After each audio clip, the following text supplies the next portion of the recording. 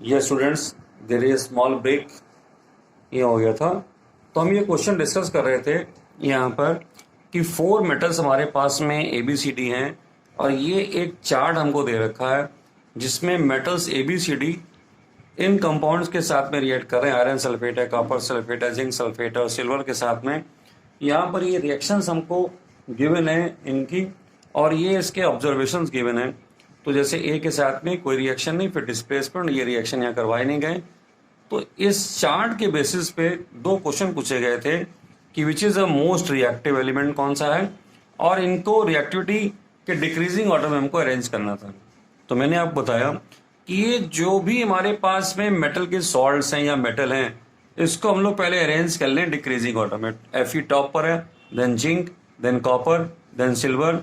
अब यहाँ से हम बॉटम से हम टॉप की तरफ को जाएंगे क्योंकि तो नीचे डी कोई भी रिएक्शन नहीं दे रहा है किसी के साथ में, यानी किसी को डिस्प्लेस ये मेटल कर ही नहीं पा रहा है। जितने भी हमारे पास में ये 4 मेटल के जो सॉल्ट्स थे, तो इसका ना जी हमारा आ गया बॉटम पे, जी आ गया हमारा बॉटम पे। सी क्या कहते हैं, यहाँ पर हमारे पास में कोई रिएक्शन नहीं दे रहा है आयरन के साथ में, तो इसका मतलब इसको आयरन के नीचे होना चाहिए। बल्कि इसने रिएक्शन दिया है कॉपर के साथ, इसने रिएक्शन दिया है यहाँ पर सिल्वर के साथ में, सिल्वर को ही हटा सकता है, तो ये सी चला गया सिल्वर के ऊपर हमारे पास में। फिर बी की जो रिएक्शन है, इसने डिस्प्लेसमेंट यहाँ पे किया है, आयरन को डिस्प्लेस कर दिया, इसके साथ में रिएक्शन दे रहा है बी सिंह ये अकेला। यहाँ पे इसकी रिएक्शन हमने करवाई नहीं है, यहाँ पर भी कोई रिएक्शन नहीं हो रही है, तो हमने यहाँ पर जो है क्योंकि बी ने इसको डिस्प्लेस कर दिया है, इसके साथ में रिएक्शन हो गई है, तो इसको हमने यहाँ पर पुट अप कर दिया इसके ऊपर। ये डिस्प्लेसमेंट रिएक्शन हमको यहाँ पर गिवन थी। इसके बाद में हम ए को देखते हैं अगर, तो यहाँ पर कोई रिएक्शन नहीं है इसके साथ में। ए की रिएक्शन हमको जो दिखाई दे रही है वो कॉपर सल्फेट के साथ में दिखाई दी, दोनों रिएक्शन हमने करवाई नहीं है, तो ए इसका मतलब है कॉपर के भी ऊपर आना चाहिए। तो अब ये सारे के हमारे चारों मेटल हमारे अरेंज हो गए, तो इसका मतलब हो गया B is the most reactive element. और अगर इसको हम लोग अरेंज करना चाहें अगर डिक्रीजिंग ऑर्डर में, तो B is reactive, more reactive than A is more reactive than C, और ये रिएक्टिव हमारा डी से हो गया। इस तरह के क्वेश्चन की आपको प्रैक्टिस करनी चाहिए, ये बहुत अच्छा क्वेश्चन है। यहाँ पर इसमें क्वेश्चन और पूछा गया था कि what would you observe if B is added to the solution of copper.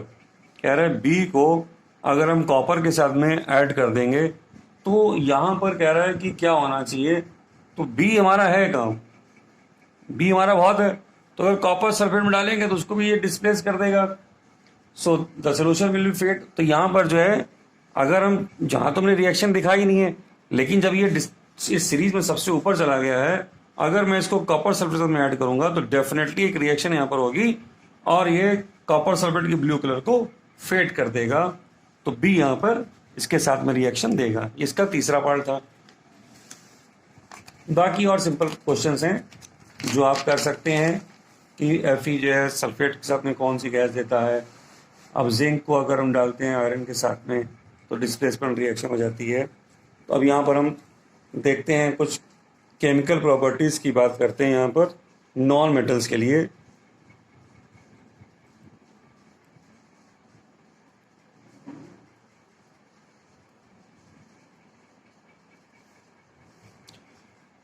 Non metals में हमने आपको बताया था कि नॉन मेटल्स क्या हैं, electronegative in nature, they are electronegative in nature.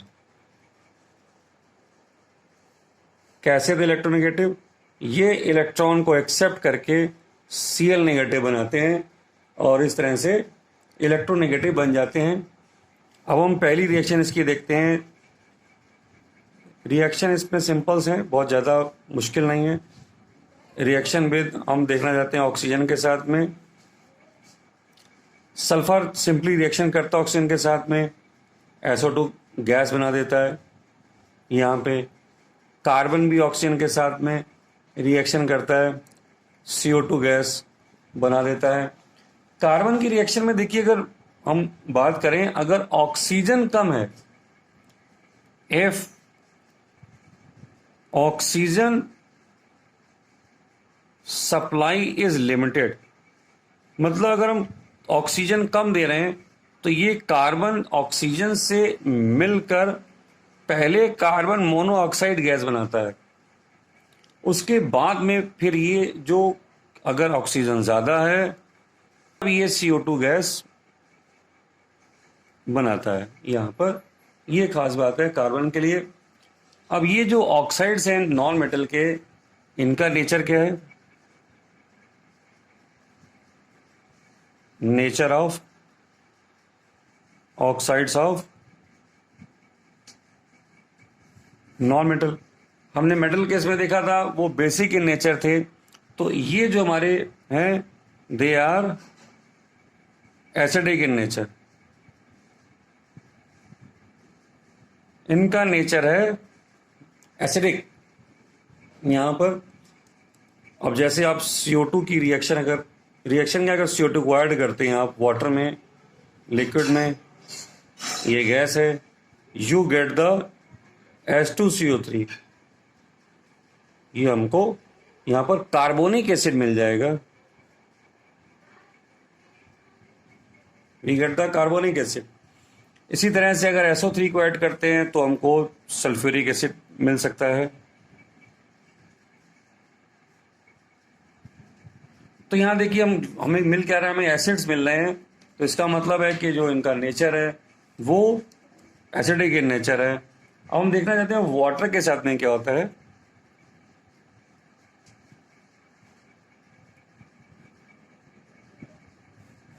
Water के साथ में अगर रिएक्शन यहाँ पर देखना चाहते हैं, जैसे क्लोरीन की रिएक्शन अगर हम देखें तो क्लोरीन वाटर, क्लोरीन क्या है? गैस है, ये है लिक्विड, तो you are getting here HOCl। बहुत कॉमन कंपाउंड नहीं है जो हम इसको यूज करें। हाइपोक्लोरस एसिड, हाइपोक्लोरस एसिड है ये, और HCl साथ में यहाँ पे बनता हुआ हमें दिखाई दे रहा है। तो जो क्लोरीन है ये वाटर सॉल्युबल है, ये वाटर सॉल्युबल है, और यहाँ पर हमको हाइपोक्लोरस एसिड और HCl यहाँ पर मिल रहा है। ठीक है, अगर हम अब देखना चाहें एसिड के साथ में,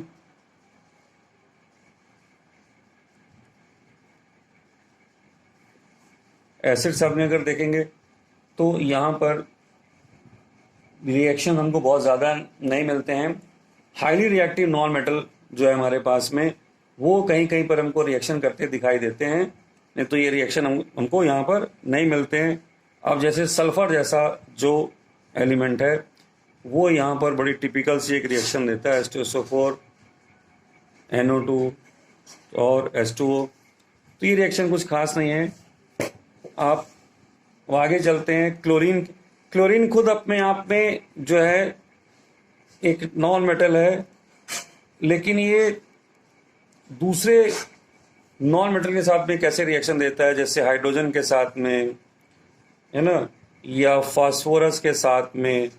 तो हाइड्रोजन के साथ में ये क्या बना देगा? HCl gas. यहाँ हमने दोनों गैस लिया था, ये भी गैस ली थी हमने, ये भी गैस ली थी। फास्फोरस यहाँ पे सॉलिड हमारे पास में है, ये गैस है। यहाँ देखिए मैंने P4 लिखा है, याद रखिए फास्फोरस जो है हमेशा 4 एटम के साथ में ही हमको बना हुआ क्रिस्टल फॉर्म में हमेशा मिलेगा। जब रिएक्शन करेंगे अकेला फास्फोरस हम लोग नहीं यूज़ करते हैं। तो इसको थोड़ा और साफ कर दिया जाए, बहुत पास हो गया है। क्लोरीन के साथ में ये रिएक्शन हो रही है, you will get phosphorus trichloride. ये बन गया फास्फोरस ट्राइक्लोराइड।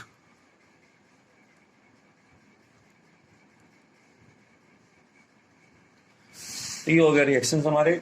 इसी तरह से हाइड्रोजन के साथ भी रिएक्शन हम लोग दिखा सकते हैं कंपाउंड्स की। अगर हम देखें रिएक्शन विद हाइड्रोजन, तो बहुत पॉपुलर रिएक्शन हमारे पास में, इसको हैबर प्रोसेस बोलते हैं। इसमें अमोनिया की फॉर्मेशन हो रही है।